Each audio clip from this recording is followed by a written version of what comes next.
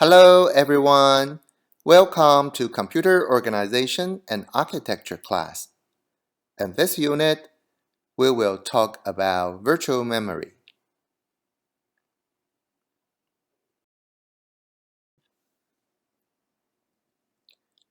To run a program, it is essential to load the program into main memory for processor to access both code and data.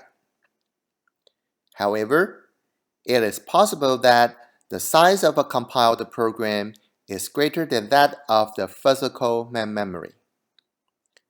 Therefore, we need to develop a way to allow a large program to be executed on a system with a limited amount of main memory.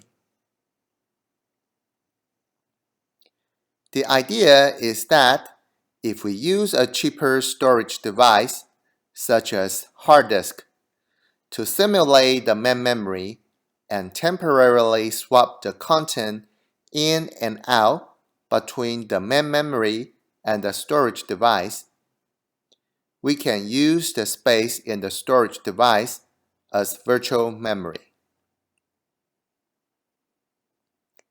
Using virtual memory has two benefits, including first, we can hold portions of a program or data that do not entirely fit into the main memory. And second, we can lower cost per bit than main memory owing to the fact that the main memory is far more expensive than hard disk.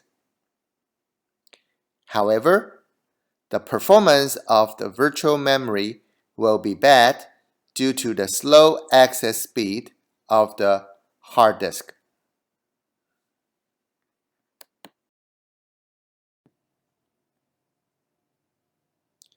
Overlays is an early approach that uses disk storage to augment the main memory, where an executing program overrides its own code with other code as needed. The programmer has the responsibility of managing memory usage. We exemplify the concept of overlays on the screen. Assume a compiled program contains a main routine and three subroutines A, B, and C. The physical memory is smaller than the size of the program, but is larger than any single routine. The overlay strategy modifies the program so that it keeps track of which subroutines are in main memory and reads in subroutine code as needed. Typically, the main routine serves as the driver and manages the bulk of bookkeeping. The driver stays in main memory while other subroutines are brought in and out. The partition graph, as shown on the right, identifies which routines can overlay each others based on which subroutines call others. For this example, the main routine is always present and supervises which subset of subroutines are in memory. Subroutines B and C are kept in the same partition in this example because B calls C. But subroutine A is in its own partition because only the main routine calls A. For this reason, partition number 0 can overlay partition number 1, and partition number 1 can overlay partition number 0 as well.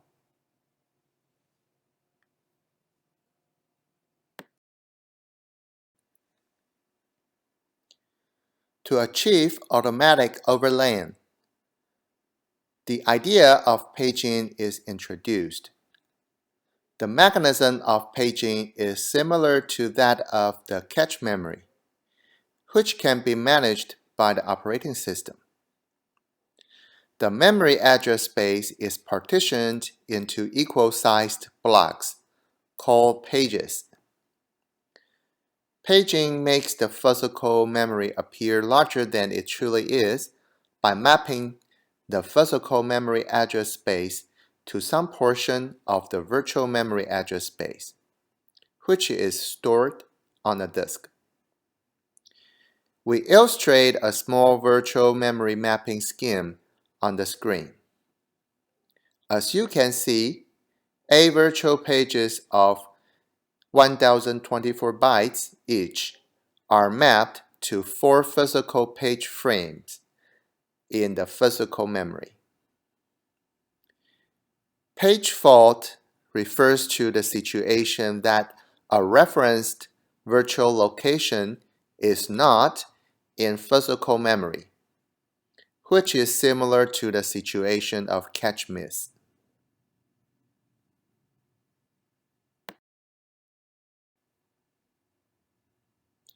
It is worth noticing that loading programs from hard disk to main memory takes a relatively long period of time. For this reason, we do not load a page into memory until there is a page fault. This is called demand paging. Only the pages being used will be in the physical memory.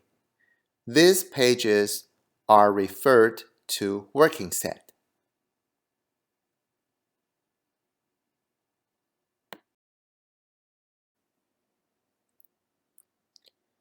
In order to keep track of which pages are in physical memory, a page table is maintained as illustrated on the screen. In this example, the page table corresponds to the mapping as shown on the right, where pages 0, 2, 4, and 7 are in the page frames 0, 1, 3, and 2, respectively in the physical memory. As you can see, the percent bit indicates whether a page is in the physical memory, and the page frame column indicates the page is loaded into which page frame.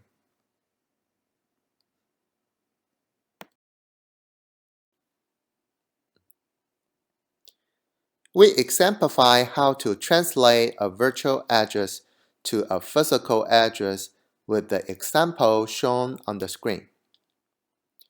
In this example, a 13-bit virtual address is composed of 2 parts, including a 3-bit page number and a 10-bit offset. Assume a reference is made to a 13-bit virtual address 1001101000101. The 3 leftmost bits of the virtual address 100 identify the page number 4. By looking up in the 4th page in the page table, the bit pattern that appears in the page frame field 11 is appended to the left of the 10-bit offset 1101000101, and the resulting address 111101000101 indicates which physical memory address holds the referenced word.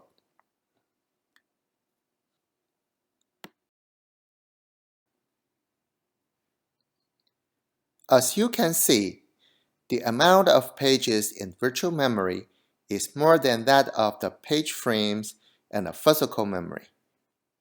Therefore, when a page fault occurs, there is a need to replace a page in the page frames if all page frames are used.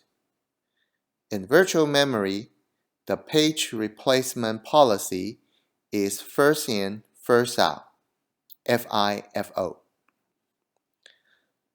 Assume we have 4 page frames with the 5 operations as shown on the right of the screen. The first access to virtual memory page number 1 will cause a page fault, which loads page number 1 to page frame number 0. The second operation, access to virtual memory page number 2, will cause a page fault, which loads page number 2 to page frame number 1. The third operation, access to virtual memory page number 3, will cause a page fault, which loads page number 3 to page frame number 2. The fourth operation, access to virtual memory page number 4, will cause a page fault, which loads page number 4 to page frame number 3. When executing the fifth operation, the access to virtual memory page number 5 will cause a page fault. However, the 4 page frames have been occupied by other pages. Therefore, we need to replace the content, that is, page number 1 in the page frame 0 with the newly referenced page number 5.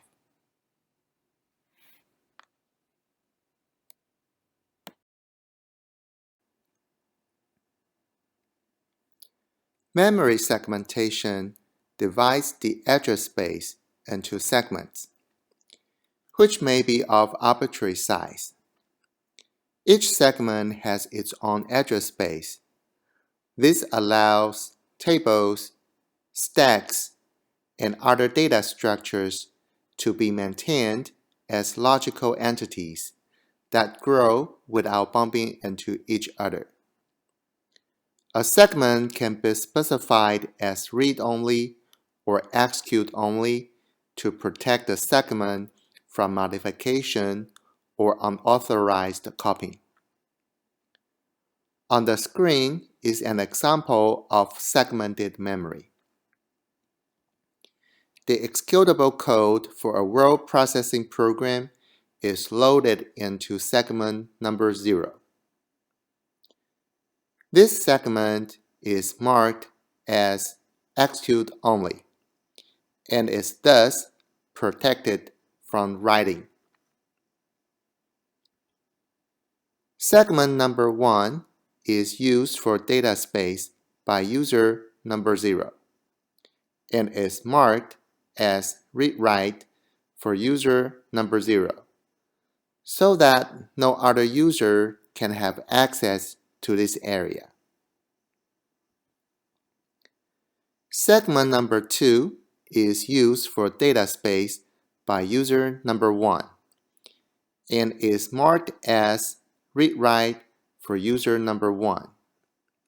The same word processing program can be used by both user number 0 and user number 1, in which case the code in segment number 0 is shared, but each user has a separate data segment.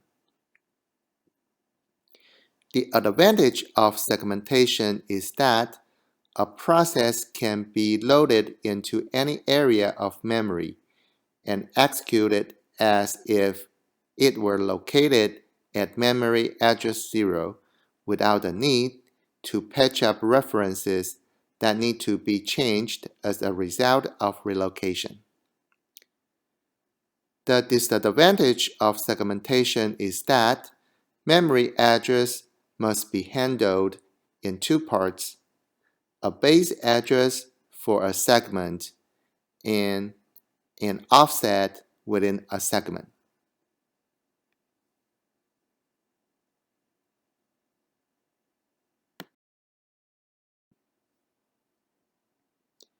Another problem in memory management is memory fragmentation. When a computer is booted up, it loads operating system into memory. As you have learned that part of the address space is reserved for I/O devices, and the remainder of address space is then available as free area shown on the screen for running other programs.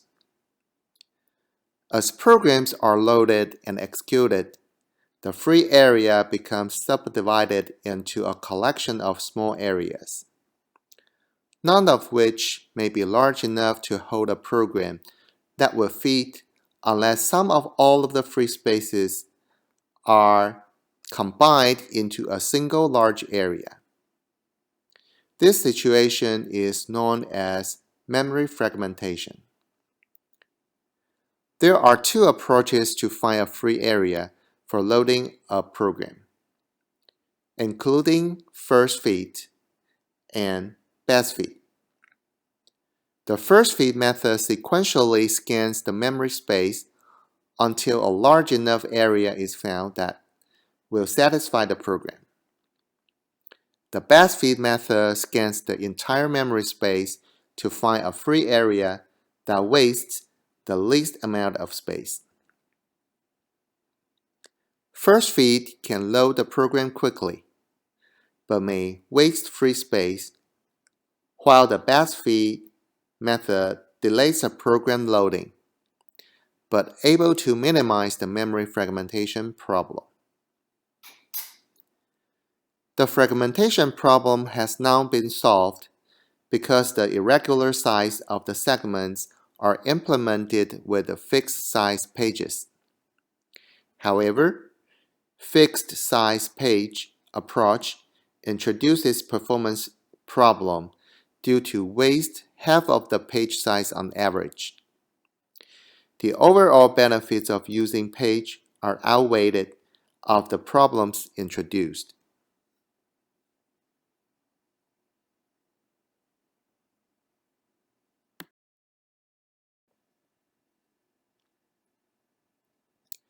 The virtual memory mechanism is an elegant solution to the problem of accessing large programs and data files. However, it has a significant performance concern that at least two memory references are needed to access a value in memory, including one reference to the page table to find a physical page frame, and another reference is for the actual data. Therefore, translation look-aside buffer (TLB) is introduced to solve this problem. The TLB is a small associative memory placed on the CPU die that stores the most recent translations from virtual to physical address, and is in fact a cache for the page table. The first time that a given virtual address is translated into a physical address, this translation is stored in the TLB. Each time the CPU issues a virtual address, the TLB is searched for that virtual address. If the virtual page number exists in the TLB, then TLB returns the physical page number, which can be immediately sent to the main memory.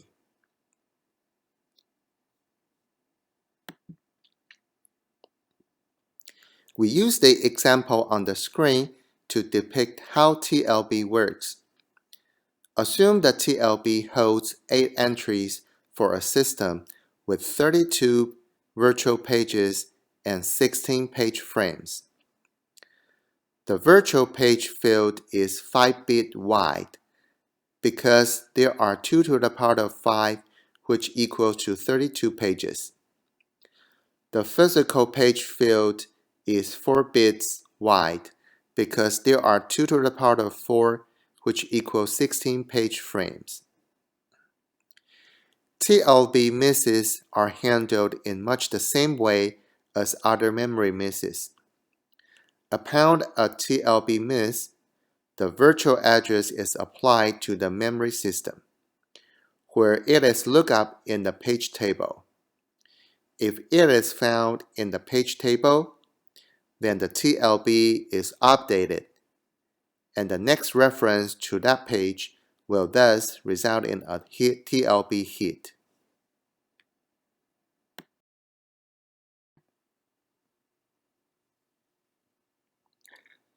The figure on the screen summarizes the interactions among processor, TLB, cache memory, main memory, and paging.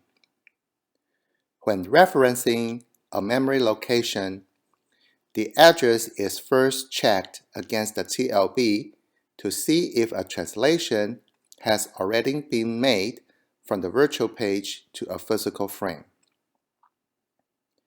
If the translation has been made and is still valid in the TLB, then the translated address is read from the TLB and is used to access the level 1 cache.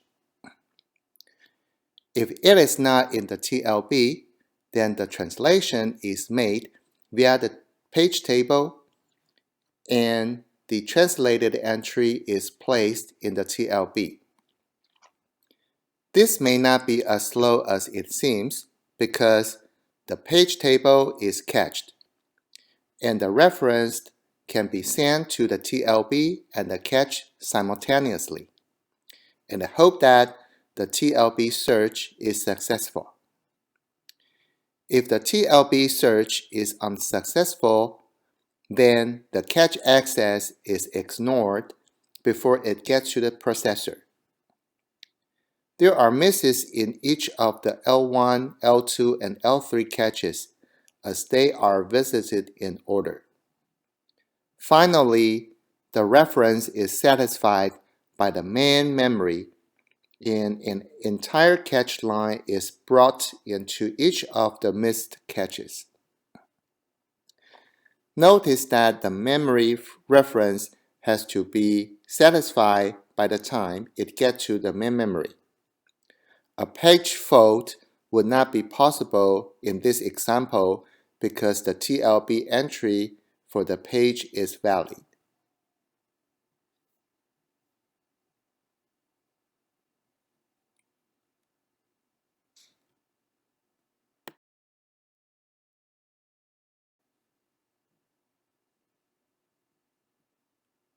Any questions?